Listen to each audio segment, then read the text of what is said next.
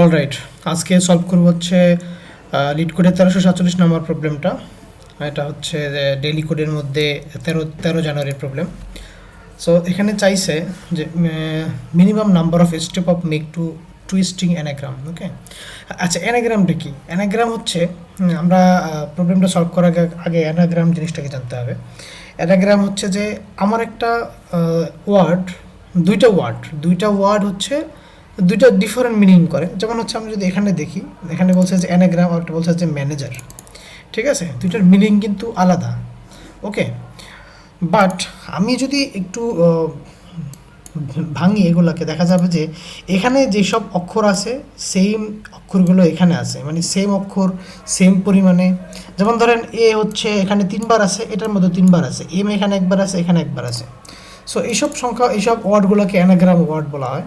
মানে হচ্ছে যে দুইটা ওয়ার্ডের মিনিং আলাদা, বাট যদি ক্যারেক্টার ওয়াইজ ডিফারেন্ট করতে চাই, দুইটা হচ্ছে সেম। ওকে, তো এখানে বলছে যে minimum number of steps to make twisting anagram. Okay, you are given a twisting. আচ্ছা আমি বলি এটা কি চাইছে। এটা হচ্ছে যে আমার কাছে একটা এস স্ট্রিং আছে, এখন আমার টি এস স্ট্রিং আছে এবং টি স্ট্রিং আছে, এবং আমি কতটা স্টেপ নিলে বা কতটা ক্যারেক্টারকে রিপ্লেস করলে হচ্ছে আমি টি টি স্ট্রিংটাকে হচ্ছে এসের অ্যানাগ্রাম হিসেবে রূপান্তর করতে পারবো। ঠিক আছে, মানে হচ্ছে যে এই লিড কোড বা প্র্যাকটিস, এই দুটা হচ্ছে যে আমি কি কি জিনিস এখানে রিপ্লেস করলে হচ্ছে এই জিনিসটাকে লিড কোডের মতো করে ফেলতে পারবো। ঠিক আছে, এটা হচ্ছে সিস্টেম। তো এটা আসলে একটা খুবই ইজি একটা সলিউশন, যদি এটা মিডিয়ামের সেকশনে দেওয়া হয়েছে।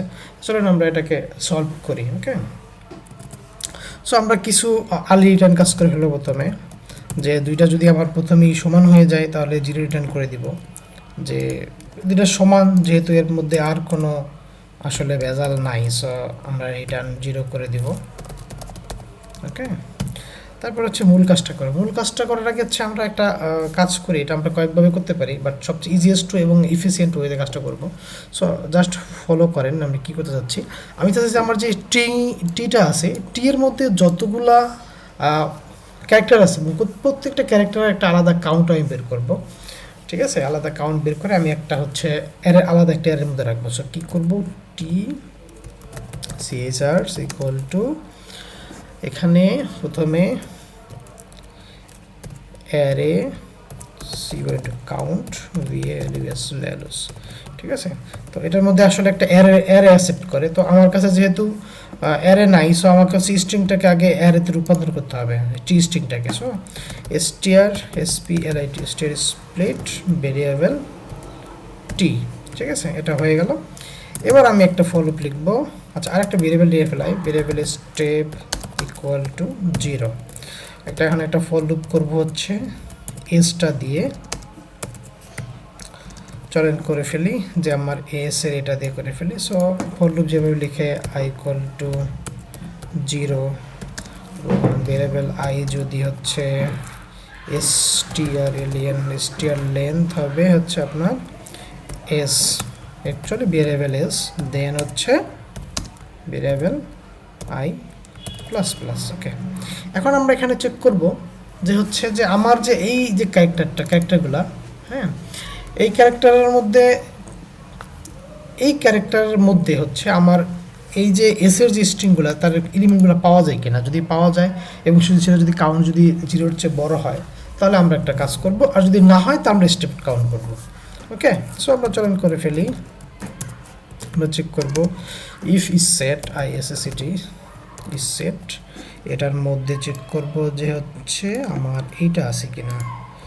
ঠিক আছে, এটা আছে কিনা, ভেরিয়েবল এস, তারপরে যে ভেরিয়েবল আই, এখানে হবে এস। এটা যদি থাকে এবং এটা যদি হচ্ছে 0-র চেয়ে বড় হয়, যেহেতু আমরা এখানে একটা কাউন্ট বের করছি অ্যারেটার মধ্যে, এই অ্যারেটার মধ্যে আছে হচ্ছে কাউন্টগুলো আছে আর কি, যে কোন অক্ষরটা কতবার আছে। ঠিক আছে, যদি এটা 0 হয় তাহলে আমরা এখানে কি করব, যে এই যে জিনিসটা আছে এটা হচ্ছে মাইনাস করে দেব। ঠিক আছে, এখন আর যদি না থাকে, এলস হলে কী হবে, আমরা স্টেপটাকে প্লাস প্লাস করে দেব। ওকে, স্টেপ প্লাস প্লাস। ওকে, আমার মনে হচ্ছে কাজ শেষ হয়ে গেছে। চলেন আমরা একটু চেক করে দেখি। ও আচ্ছা আচ্ছা, এখানে রিটার্ন করা হয়নি, আর ইটি ওয়ার রিটার্ন, রিটার্ন হবে আমার স্টেপটা, আমার রিটার্ন হবে। ওকে, সো আমি যদি রান করে দেখি, সো এটা কাজ হয়ে গেছে এবং খুবই কম সময় নিচ্ছে, 12 মিলি সেকেন্ড সময় নিচ্ছে। ওকে, ঠিক আছে।